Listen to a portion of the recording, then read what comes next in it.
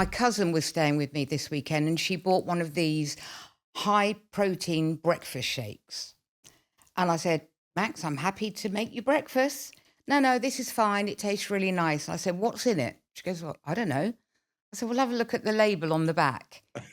And she struggled to read it. And I said, honey, the reason you're struggling to read it is because you don't know what those things are.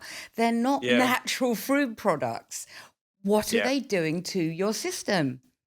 You know, and I think it's really important that correct. people think about that. It is important because, I often use the analogy, if you look at wild animals in their own environment, so you look at a herd of zebra or antelope, all the adults are the same size. There's no fat ones and thin ones. And they're out there on the grasslands eating grass, which is what they're supposed to eat. It's what they're designed to eat. And humans were like that at one stage when we were just basic hunter-gatherers. I can't imagine there were very many big ones, but there was food everywhere, and you knew what was good and what was not good, and what was in season and what was not in season, because we had a nose and a taste, and these things were almost like natural. No one teaches antelopes to eat that kind of grass, but not that kind of grass. They just know.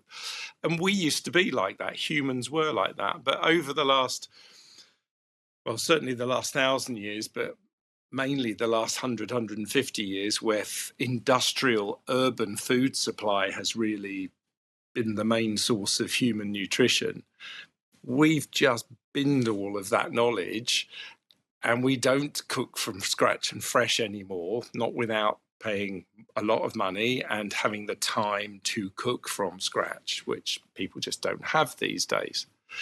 So we've invented a food environment that just is at odds with how our bodies work. Our bodies can't register high fructose corn syrup. It just doesn't know how to regulate it.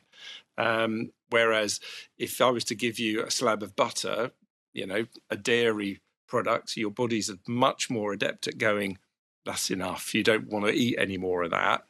But high fructose corn syrup, you can just keep popping in as long as you like, and your body will keep going, yeah. Yeah.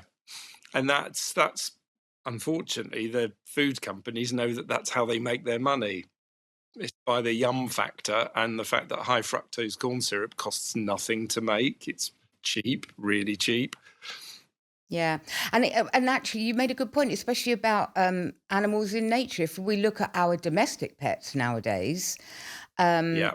they are fed shop bought food. And I know when I take my dog for a walk, he will pick up anything off the ground.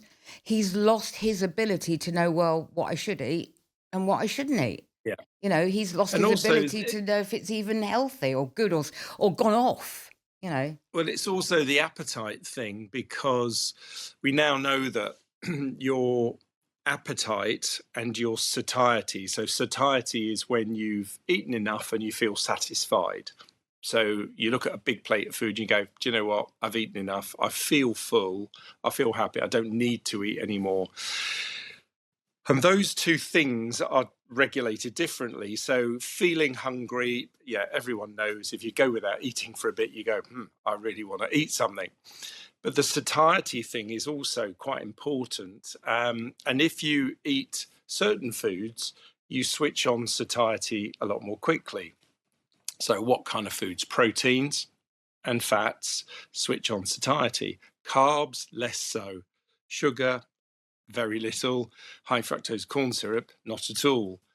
But the satiety thing is really important, because if you look at wild animals in their natural environment, they'll eat grass until they feel nicely full, or their body says, right, that's enough. You've eaten enough for today to keep in calorie balance. Stop. And they go off and do something else, play with the kids, whatever. Unfortunately, when your metabolism breaks down and you develop the disorder of obesity, that satiety thing isn't there. It just doesn't switch on. So you can eat, and people often tell me when I talk to them about their struggles, why it is they feel that they can't control their weight. It's just like, I have no off switch. I'll keep eating till I literally can't breathe. And I then think, what have I done? You know, why have I eaten this much? And it's because your satiety mechanism is non-existent. It doesn't switch on like it should do. So you have a disorder, a metabolic disorder.